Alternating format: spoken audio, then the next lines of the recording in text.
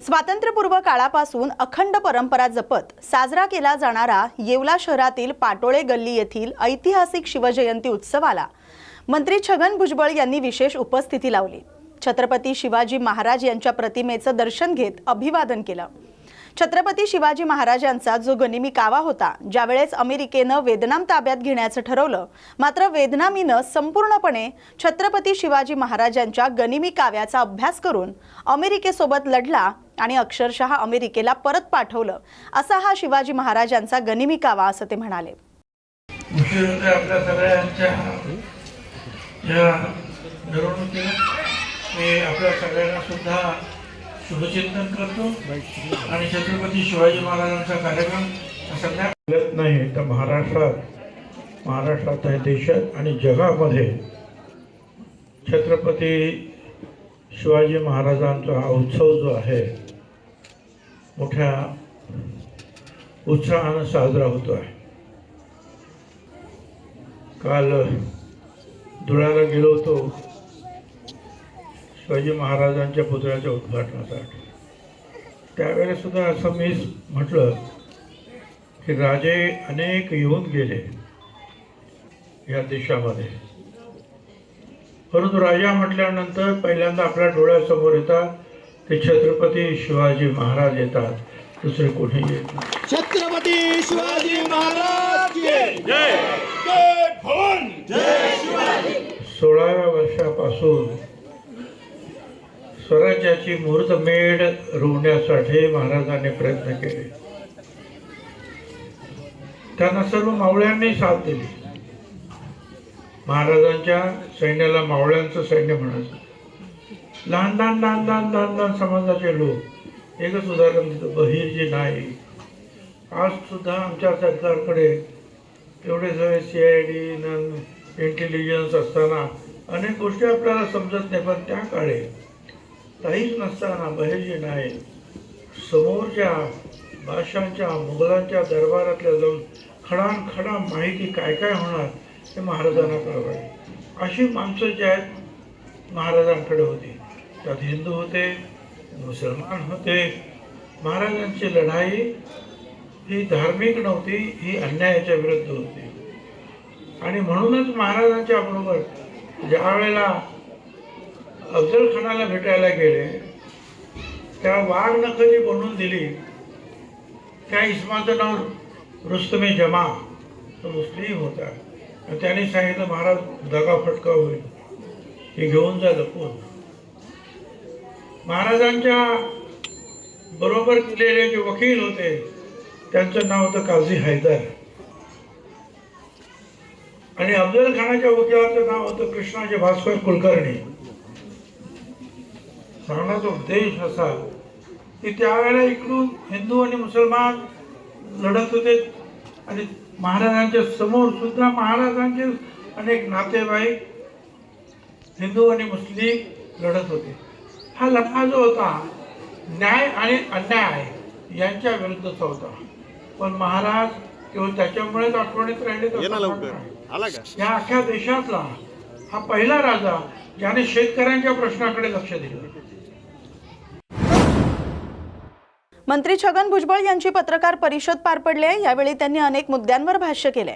भुजबळांच्या विमानात बिघाड झाला होता, त्याचा अनुभव त्यांनी यावेळी सांगितला। महाराजांच्या पुतळ्याचं अनावरण होतं, त्यासाठी धुळ्यावरून शिर्डीला येऊन येवल्याला जायचं होतं। विमानात बसल्यानंतर विमानाची दोन्ही इंजिन सुरू झाले, पण धावपट्टीवर जाऊन उड्डाण घेणार तेवढ्यात डॅशबोर्ड दोन्ही स्क्रीन बंद झाले, त्यामुळे ताबडतोब उड्डाण रद्द केलं आणि गाडीनं येवल्याला पोहोचलो असं त्यांनी सांगितलं। रोहित पवारांवर देखील त्यांनी प्रतिक्रिया दिली। कोणीही कितीही काही शंका निर्माण केल्या, माझं म्हणणं इतकंच आहे की शंका पुरावे असतील तर वेगवेगळ्या तपास यंत्रणा काम करतात, असं भुजबळ म्हणाले। असं आहे, मी आत्ताच सांगितलं, सगळ्याची चौकशी होईल। ब्लॅक बॉक्स हा खराब होत नाही हे बरोबर आहे। आता त्यांचं म्हणणं आहे की स्फोट एवढे झाले आणि आगीचा प्रादुर्भाव एवढा होता, त्याच्यात थोडंसं ते खराब झालं असेल। तरीसुद्धा काल मला वाटतं मी प्रफुल्ल पटेल यांचं थोडंसं ऐकलं, ते म्हणाले अशा परिस्थितीमध्ये सुद्धा अमेरिकेमध्ये अशी यंत्रणा आहे की जी ह्या ब्लॅक बॉक्समधलं जे आहे, जे गूढ आहे ते उघडू शकतो. तर सगळ्या बाजूने प्रयत्न करू ना आपण.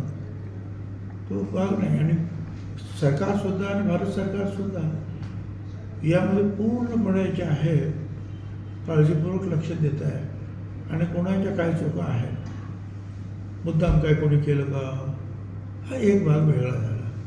आणि दुसरा भाग की पायलटची चुकी झाली की इंजिनामध्ये किंवा रडारमध्ये काही मिस्टेक निर्माण झाल्या, काही अचानक काही नादुरुस्त झाल्या. हे दोन वेगवेगळे भाग आहेत. दोन्ही भागाचे जे आहे चौकशी होईल. काय वाटतं तुम्हाला कोण कशाबद्दल? खासदार?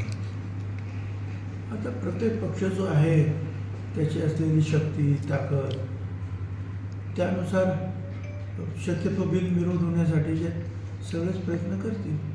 नाही झालं तर मग निवडणूक होते. एकूण 7 जागा आहे महाराष्ट्रातल्या आणि 6 जागांवर बिनविरोध निवडून येईल अशी परिस्थिती आहे. मात्र 7वी जागा जी तर त्यासाठी मतदान घ्यावं लागणार आहे. मग त्यामध्ये आता जर बघितलं तर पवार साहेबांच्या पक्षाची संख्याबळ कमी आहे. तर मग काय सांगाल? मला काय माहिती नाही, कारण पवार साहेब हे काँग्रेस आणि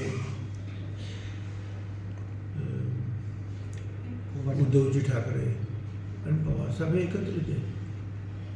तर कदाचित जर तिघांची जर बेरीज जर झाली आणि त्यांनी जर पाठिंबा दिला तर सोपं होईल पवारसाहेबांना.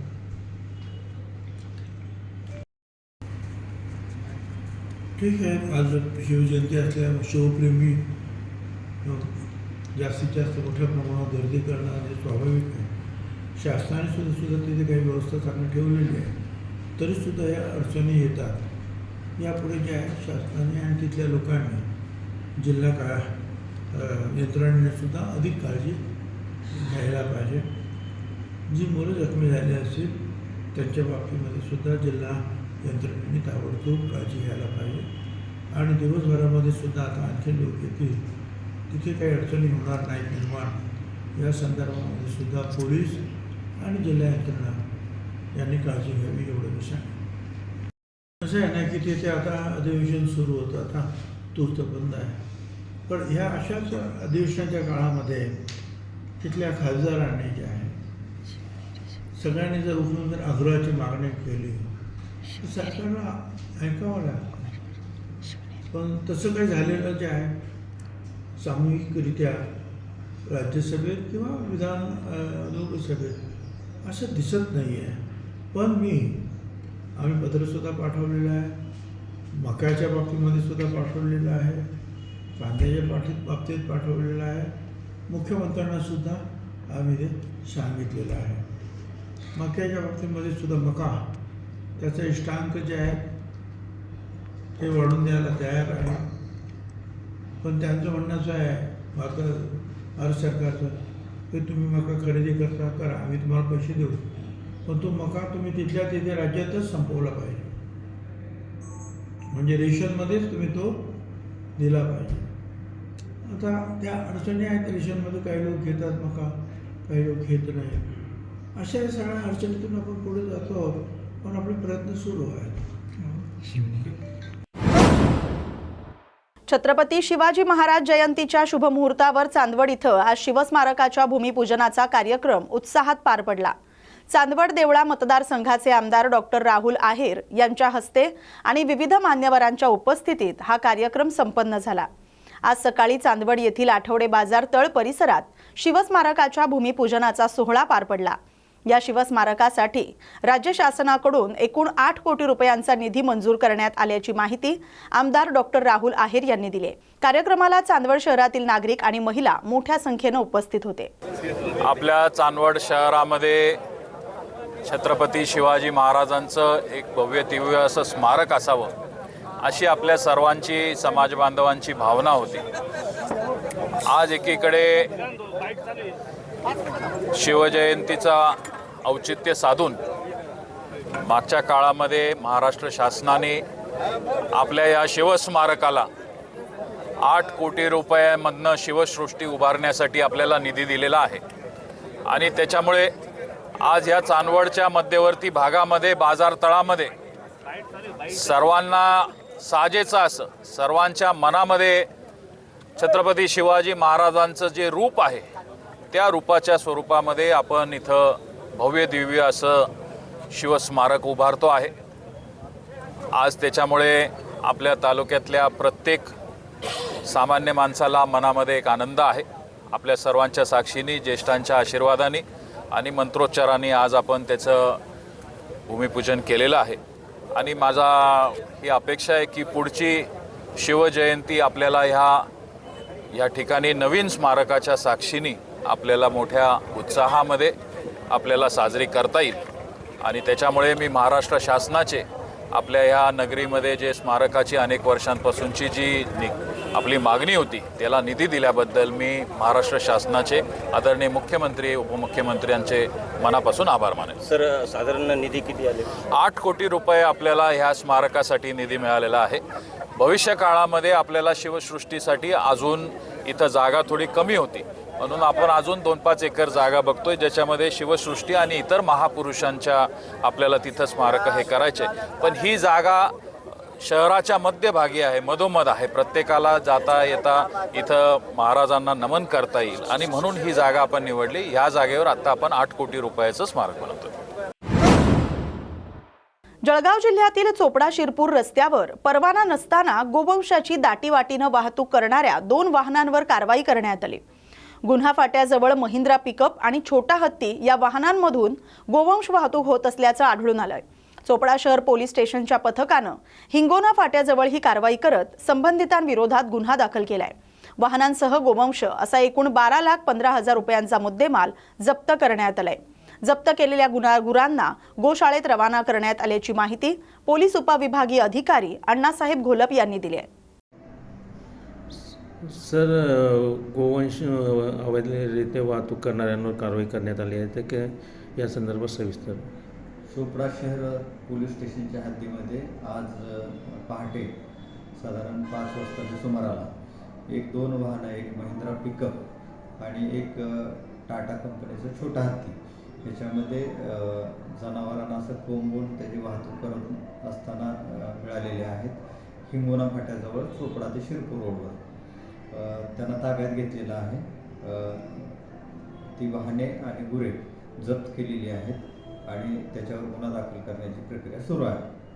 सर, किती गुरं होत्या आणि एकूण मुद्देमाल किती जप्त करा? जनावरे आणि दोन्ही वाहनं मिळून साधारण 12,15,000 रुपयाचा मुद्देमाल आहे, तो जप्त केलेला आहे। गुरांना कुठे ठेवण्यात आले सर?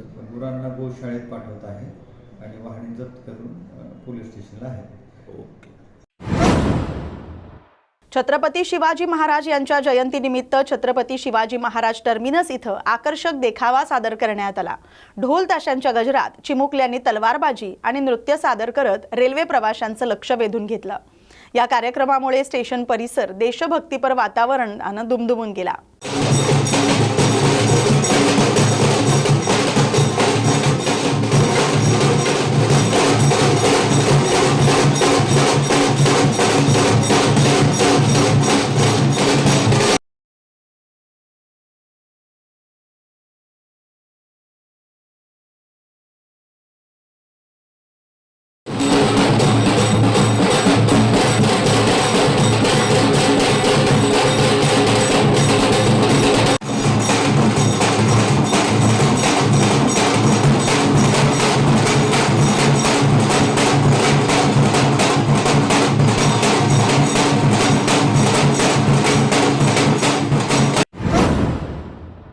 येवला शहरात शिवसेनेच्या वतीनं छत्रपती शिवाजी महाराजांची शिवजयंती उत्साहात साजरी करण्यात आली।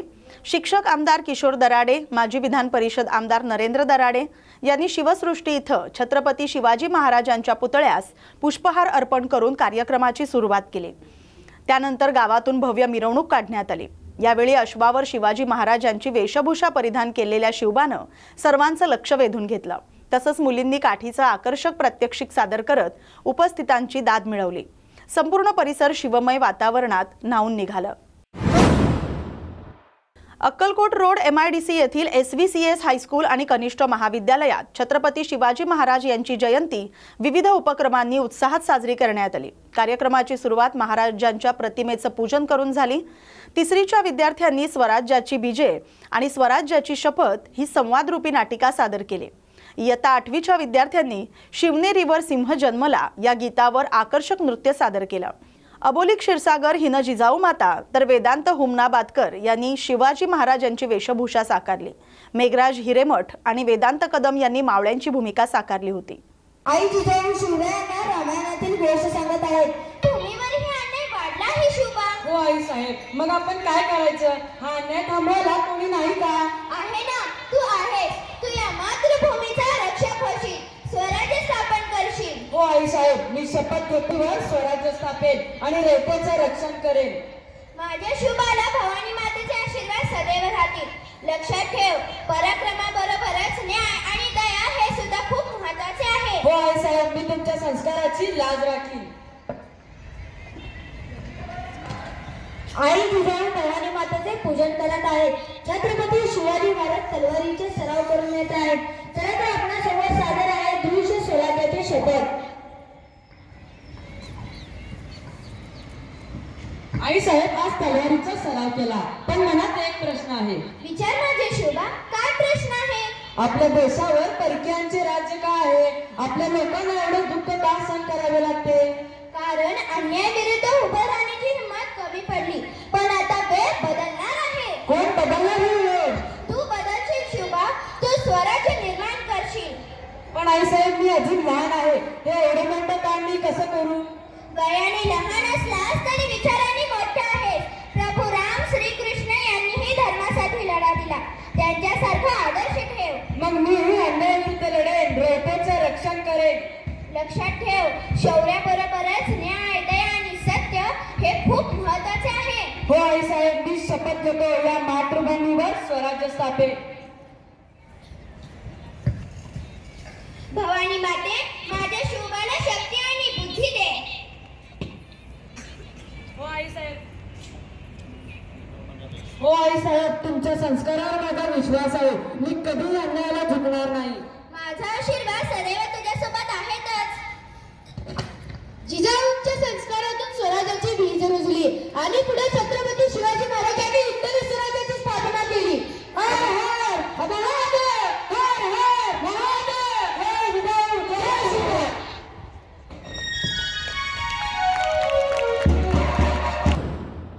सातारा जिल्ह्यात पर्यटन आणि संस्कृतीचा भव्य सोहळा रंगणार आहे। सातारा जिल्ह्यामधील पाटण तालुक्यात 2 ते 6 एप्रिल दरम्यान डोंगरी महोत्सवाचं आयोजन करण्यात आलंय। हा महोत्सव पश्चिम महाराष्ट्रातील पहिलाच इतक्या मोठ्या प्रमाणावर होणारा पर्यटन उत्सव ठरणार आहे। साताऱ्याचे पालकमंत्री आणि राज्याचे पर्यटन मंत्री शंभूराज देसाई यांच्या पुढाकारातून हा महोत्सव आयोजित करण्यात आलाय। ग्रामीण पर्यटनाला चालना देणं, स्थानिक अर्थव्यवस्थेला बळकटी देणं आणि महाराष्ट्राची समृद्ध सांस्कृतिक परंपरा देश-विदेशात पोहोचवणं हा या महोत्सवाचा प्रमुख उद्देश आहे। महोत्सवाची सुरुवात छत्रपती शिवाजी महाराज यांना अभिवादनानं होणार असून मर्दानी खेळ, पोवाडे आणि सांस्कृतिक कार्यक्रमांनी वातावरण दुमदुमून जाणार आहे। शंभूराज देसाई यांनी ही माहिती पत्रकार परिषदेत दिली आहे। राज्याचा डोंगरी महोत्सव हा दिनांक 2 एप्रिल ते 6 एप्रिल आपल्या जिल्ह्यामध्ये आपण या ठिकाणी आयोजित करत आहे। गतवर्षी हा छोट्या प्रमाणामध्ये आपण जिल्हा नियोजन समितीमार्फत डोंगरी महोत्सव केलेला होता। यावर्षी मी राज्य सरकारच्या पर्यटन विभागामार्फत हा पूर्ण डोंगरी महोत्सव या ठिकाणी आयोजित केलेला आहे। या पश्चिम महाराष्ट्रातला हा पहिला अशा पद्धतीचा भव्य हा डोंगरी महोत्सव असेल। 5 दिवस हा डोंगरी महोत्सव चालेल। याच्यामध्ये मी आपल्याला जे काही आपण इव्हेंट्स आयोजित करणार आहे त्याच्यामध्ये सुरुवात होणार आहे ती शिवतीर्थ पाटण तालुक्यातलं जे आहे नारे नवा रस्ता, या ठिकाणी छत्रपती शिवाजी महाराजांना अभिवादन केल्यानंतर मर्दानी खेळांचे कार्यक्रम होतील आणि राज्यातल्या प्रसिद्ध वेगवेगळ्या किमान 4 ते 5 शाहिरांचा म्हणजे प्रत्येकाला थोडा थोडा वेळ दिला जाईल छत्रपती शिवाजी महाराजांच्यावरती पोवाड्यांचे कार्यक्रम त्या ठिकाणी होतील आणि त्याला जोडूनच त्या पूर्ण पहिल्या दिवशी सर्व इव्हेंटचं उद्घाटन होईल. त्याच्यामध्ये एक मोठं कृषी प्रदर्शन आहे, पशुपक्षी प्रदर्शन आहे, महिला बचत गटांचं प्रदर्शन आहे, फनफेअर आहे, त्या इव्हेंट्समध्ये बोटिंग आहे, इलेक्ट्रिक बग्गी राईड आहे, हाऊस राईड आणि कॅमेल राईड आहे, ड्रोन शो आहे, लेझर शो आहे. त्याच ह्याच्यामध्ये रोज संध्याकाळी एक अशा पद्धतीने एक दिवस बँड पथकांच्या स्पर्धा आहेत, एक दिवस भजनी मंडळाच्या स्पर्धा आहेत, एक दिवस जसा राज्य सरकारच्या सांस्कृतिक कार्य विभागामार्फत 3 दिवसांचा लावणी महोत्सव मुंबईमध्ये होतो, त्याच धर्तीवर 1 दिवसाचा छोट्या प्रमाणामध्ये मराठी पारंपरिक लावण्यांचा लावणी महोत्सव त्या ठिकाणी आहे. पॅराग्लायडिंग आहे आणि ज्या दिवशी इव्हेंट शेवटचा असेल संध्याकाळचा ग्रँड जो मनोरंजनाचा मोठा कार्यक्रम असेल त्याच्या आधी मराठी बाज असणारी शोभायात्रा म्हणजे कार्निवल परेड ही सुद्धा त्या ठिकाणी असेल. त्याचबरोबर ज्या दिवशी 6 तारखेला सायंकाळी भव्य अशा पद्धतीचा हिंदी मराठी असा संमिश्र व्हरायटी शो असा म्हणजे एंटरटेनमेंट प्रोग्राम हा त्या ठिकाणी आपण आयोजित केलेला आहे.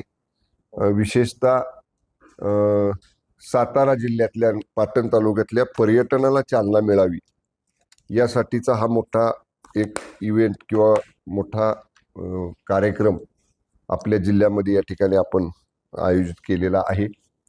वेळ यावेळी गेल्यावेळी आम्हाला वेळ कमी मिळाला, त्यामुळे डोंगरी महोत्सव पाटणचा 2-3 दिवसाचा झाला, पण एवढा काय भव्य झाला नाही.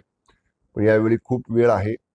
मी कालच परवा दिवशीच मुंबईमध्ये असताना माझ्या विभागाची राज्यस्तरीय बैठक घेतली होती. त्याच्यामध्ये महाराष्ट्र पर्यटन विकास महामंडळ आणि पर्यटन संचालनालय अधिक माझं राज्य सरकारचं पर्यटन विभाग या तिन्ही विभागांच्या वरिष्ठ अधिकाऱ्यांची बैठक मी या ठिकाणी घेतलेली आहे. याला लागणारी सर्व वित्तीय तरतूद ही माझ्या पर्यटन विभागामार्फत आपण केलेली आहे. जिल्ह्यामध्ये एक भव्य अशा पद्धतीचं इव्हेंट या डोंगरी महोत्सवाच्या माध्यमातून 2 ते 6 एप्रिलमध्ये आपण या ठिकाणी आयोजित केलेला आहे. आर्थिक चालना मिळेल, महिला बचत गटांच्या उत्पादनांना त्या ठिकाणी बाजारपेठ उपलब्ध होण्याची संधी मिळेल. आणि ह्याच्यामध्ये एक सांगायचं राहिलं, फनफेअरमध्ये खाद्य जत्रा आहे. म्हणजे जसं आपण महाबळेश्वरच्या महापर्यटन महोत्सवामध्ये अगदी कोकणातली खाद्य संस्कृती, विदर्भातली खाद्य संस्कृती, खानदेशातली खाद्य संस्कृती, परत कोल्हापूरची पश्चिम महाराष्ट्राची खाद्य संस्कृती, अशा राज्यातल्या वेगवेगळ्या विभागातल्या खाद्य संस्कृतींची खाद्य जत्रा म्हणजे त्या ठिकाणी फूड मेला सुद्धा याच कार्यक्रमामध्ये आपण आयोजित केलेला आहे. त्यामुळे एक आर्थिक उलाढाल होईल. छोट्या व्यावसायिकांना, छोट्या उद्योजकांना त्या ठिकाणी त्यांचा उद्योग व्यापार करायसाठी संधी मिळेल. अधिक राज्यातले पर्यटक मोठ्या प्रमाणात आकर्षित होतील. माझा प्रयत्न आहे, मी पर्यटन संचालक आमचे जे आहेत त्यांना काल बैठकीमध्ये सूचना केलेल्या आहेत की परदेशी जे दूतावास मुंबईमध्ये आहेत त्या परदेशी दूतावासांच्या आयुक्तांच्या बरोबर, उच्चायुक्तांच्या बरोबर समक्ष भेटून चर्चा करून या कालावधीमध्ये जर काही परदेशी पर्यटक मुंबईमध्ये किंवा महाराष्ट्रात इतर कुठं असतील तर त्यांना या 5 दिवसापैकी 1-2 दिवस त्यांना जसं सोयीस्कर होईल तसं परदेशी पर्यटकांनी सुद्धा ग्रामीण महाराष्ट्र कसा आहे हे बघण्यासाठी त्यांना सुद्धा आणण्याचं नियोजन आम्ही करतोय. पण अजून त्याचा अंतिम मला आमच्या अधिकाऱ्यांच्याकडनं काही माहिती मिळालेली नाही. 2च दिवस झालेत मी त्यांना सांगून. पण परदेशी पर्यटकांना सुद्धा इकडे निमंत्रित करण्याचा आमचा प्रयत्न आहे. ओके, प्रश्न. या बातमीसोबतच ताज्या घडामोडींमध्ये आता इथेच थांबतोय. अशाच महत्त्वाच्या बातम्यांसाठी पाहत राहा न्यूज मराठी 24/7. नवा भारत, नवा विचार.